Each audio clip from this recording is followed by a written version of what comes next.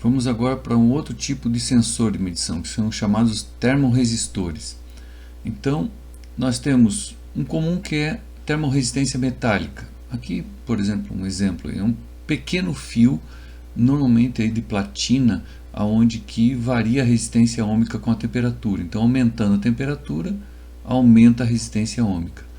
E temos uma segunda classe que são chamados termistores ou termorresistores do tipo de silício dopado. Então, eles têm uma característica, por exemplo, esse é o negativo, NTC, vem de Negative Temperature Coefficient, ou seja, coeficiente de temperatura negativa. Quando aumenta a temperatura, diminui a resistência.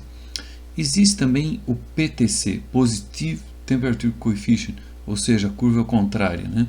Mas esse NTC é o mais comum. O que diferencia dos dois? Bom, aqui já vemos, um é mais linear, o outro é menos linear. Mas a principal característica nos termistores, eu tenho uma grande variação da resistência ôhmica com a temperatura. Já não é tão grande os de resistência metálica. Vantagem e desvantagem, além disso, é que eu tenho nos termorresistências metálicas possibilidade de trabalhar a temperaturas mais elevadas. Pode chegar aí, por exemplo, quando eu tenho termorresistores de platina, pode chegar acima de 1000 graus, ele pode trabalhar nessas temperaturas. Já os de silício dopado, 150 graus no máximo. Aí. Outro é preço. Aqui tem uma ideia aqui para os termorresistores aqui, então o termistor, R$ 2,40. Já aqui embaixo um PT100, né? Por que é chamado PT100? Vem de platina e que tem 100 ohms a 0 graus. Então já notem aí R$ 80. Claro que ela está dentro de uma cápsula, então metálica com proteção, aqui tem cerâmica interna e o fiozinho de platina. Então isso também dá o preço mais elevado, né? Voltando aqui, vemos a variação da resistência ôhmica é grande no termistor. Então com isso eu consigo ter uma instrumentação que não precisa ser tão precisa para medir. Já no PT100, né, que é o nosso resistor metálico mais comum, como a variação é pequena, eu preciso ter uma eletrônica mais apurada para conseguir medir ele com precisão. Temos aqui dois tipos de termistores, então eles variam bastante em tamanho e resistência ôhmica, como vamos ver em seguida. Então aqui em temperatura ambiente está dando em torno aí de 30 kΩ. Normalmente é assim que a gente compra ele, a gente compra qual é a resistência ôhmica na temperatura ambiente. Então tem aí termistores de 30K, 10K, 1K. Eu gosto de trabalhar desse 30K porque a gente vai ver ele tem uma grande variação na resistência ôhmica com a temperatura. Olha, caiu aí para 20 kΩ, só com leve aquecimento. E aqui um PT100, então ele já está encapsulado aqui numa haste de um tubo de inox e dentro fica na ponta aqui o sensor, que é um fiozinho dentro de um elemento cerâmico. Agora temos o PT100, então notamos aqui 0.110 kΩ, ou seja, 110 ohms. 110.9 vou aquecer, 111.5, olha, varia pouco, né? Então essa é a característica, ele tem uma variação menor. Mas como eu meço uma resistência ôhmica? Eu posso botar diz o multímetro, né? Mas como que ele funciona? Ele funciona da seguinte maneira, ele tem uma fonte de corrente internamente e um voltímetro. E o que ele faz é passar corrente pelo meu circuito, onde está o sensor que eu quero medir a resistência, e usando a lei de Ohm, U igual a RI, eu tiro o valor do R. Ele tira, né, o valor do R e apresenta no display. Problemas nisso aí. O fio também tem uma resistência ôhmica. Então, na verdade, o que o meu equipamento mede é a soma do R sensor mais 2 vezes o R do fio, do cabo. E aí, como é que faz para resolver isso? Algumas técnicas. Uma é você tira o resistor e faz um curto-circuito aqui. E mede ele, a ponteira, né, sem o resistor. em curto-circuito. Com isso você vai medir apenas 2 vezes R fio e depois desconta do valor. Mas temos também a ponte de Winston, conhecido de vocês já.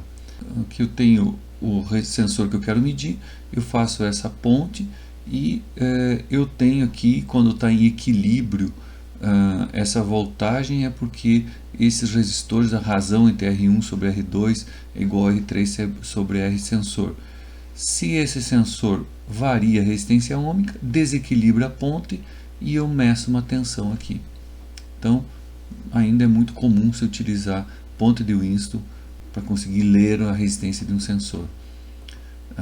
A outra vantagem é que eu tenho essa tensão aqui, quando a ponta é equilibrada, ela pode partir do zero. Então, é como se fizesse um offset. Mas, continua o problema. Se eu tenho que colocar esse sensor muito longe, eu tenho uma resistência de fio aqui. Tanto aqui quanto aqui. Então, essa ponte aqui, na verdade, esse braço da ponte tem um R sensor mais 2 vezes R fio. E outro problema é que esse R fio pode variar a resistência ohmica com a temperatura do ambiente. Por exemplo, eu tenho que levar longe esse sensor, longe da minha eletrônica. E isso então pode causar uma incerteza, um erro. Para isso existe a medição a 3 fios. Então, a ideia foi o seguinte: eu, ao invés de ler aqui a tensão, né, o balanço da minha ponte, eu levo até lá próximo do sensor.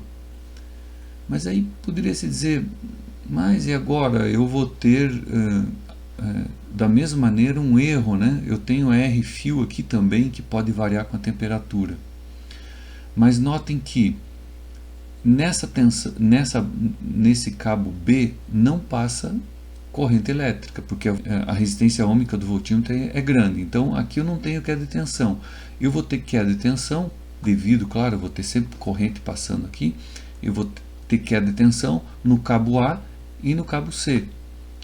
Mas notem que a ponte continua equilibrada, porque agora eu tenho nesse lado da ponte R3 mais R fio e nesse lado da ponte R sensor mais R fio, considerando que os R fios são iguais, né?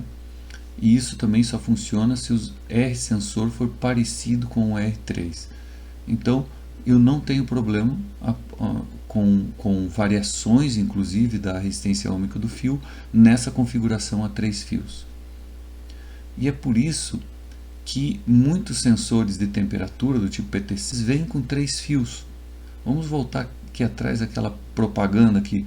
Olha aqui, ó, cabo 2 metros, 3 fios. Aí como é que eu sei quando eu vou ligar numa ponte? Os fios são às vezes da mesma cor. Dois deles vão estar em curto lá dentro. Então você vai medir a resistência ohmica entre aqui e aqui, no teu cabo lá vai dar 0. E entre aqui e aqui vai dar os 100 e poucos ohms. Aqui vemos então um PT100 com 3 fios. Então ele já está pronto, né, para ser ligado numa ponte de Winston com 3 fios.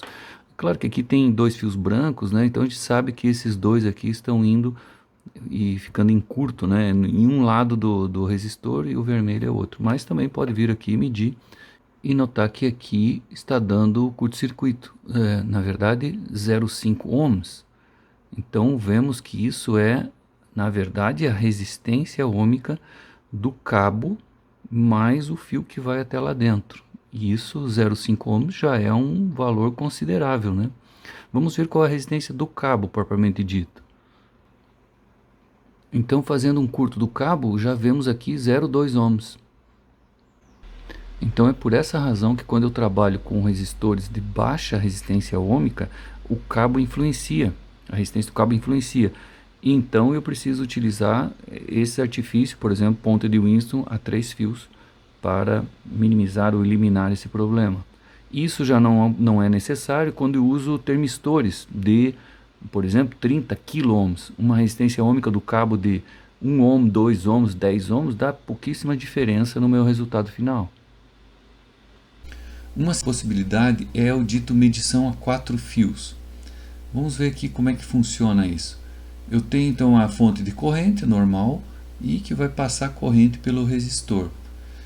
Acontece que a voltagem, a tensão que eu estou medindo, não está medindo mais aqui, nesse ponto aqui, como na figura lá anterior. Ela está medindo logo na entrada do R do sensor.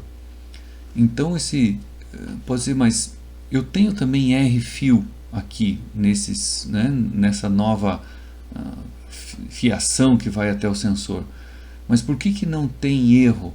Porque a corrente passa apenas no circuito de fora, aqui que eu tenho corrente.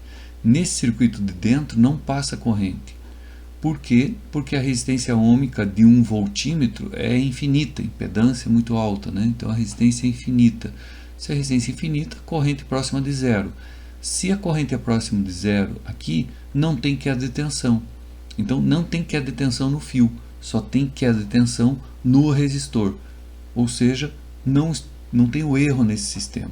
Então essa é a medição a 4 fios. Que alguns voltímetros, alguns multímetros de melhor qualidade têm essa possibilidade de medir a 4 fios.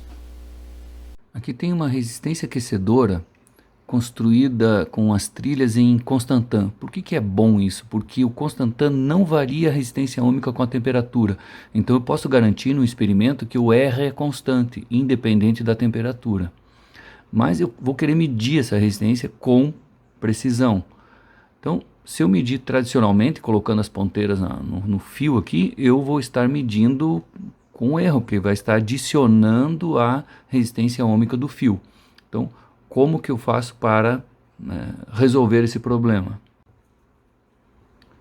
Então, meço inicialmente todo o sistema, aí deu 3,53 ohms. E depois faço um curto nas ponteiras e meço apenas as ponteiras. E 0,25 desconto do valor anterior. Mas tem a resistência ohmica ainda do fio. Então eu poderia, uma alternativa era, claro, era dessoldar esses fios e fazer um curto aqui neles para medir toda a resistência da ponteira aqui mais o fio do meu sensor. Outra é simplesmente fazer um curto entre aqui e aqui, dar uma soldada de alguma maneira entre aqui e aqui para fazer esse curto. Mas muitas vezes eu não consigo dessoldar, pode estragar o sensor, etc, né? Então tem uma outra alternativa que é a nossa medição a 4 fios. Então notem agora o que eu fiz. Coloquei mais 2 cabos adicional, aqui preto e vermelho, tomando cuidado que o preto ficou junto com o preto e o vermelho no de cima. E o que eu preciso fazer? Mudar a escala aqui. Vou fazer um zoom aqui para ver se dá melhor. Como ele está medindo agora, ele está medindo ohm normal. Por quê? Porque eu apertei aqui, né? Eu estou nessa medição. Ohms, 2 fios, 2W, 2 wire. Agora eu quero medir a 4 fios. Então é o azulzinho aqui de cima, né? Então Shift e 4 fios. Aí ele até aparece lá no display. Talvez dá para ler lá. Ohms 4W. E agora outro cuidado. Quando for medir, eu tenho que ver que o preto tem que ficar preto com preto. Esse aqui tem que ser do mesmo lado. Então eu tenho que ver onde que eu liguei. O preto está no amarelinho, que vai desse lado. Então eu coloco aqui e o vermelho aqui. E com isso, eu tenho lá uma medição exata da resistência aquecedora, independente dos fios, 3,14. Então se eu voltar atrás aqui e botar resistência comum, era 3,53, né? Então essa diferença é a resistência do fio. Então essa é a técnica de eu medir a 4 fios. Com isso eu tenho exatamente a resistência ohmica do meu resistor que me interessa.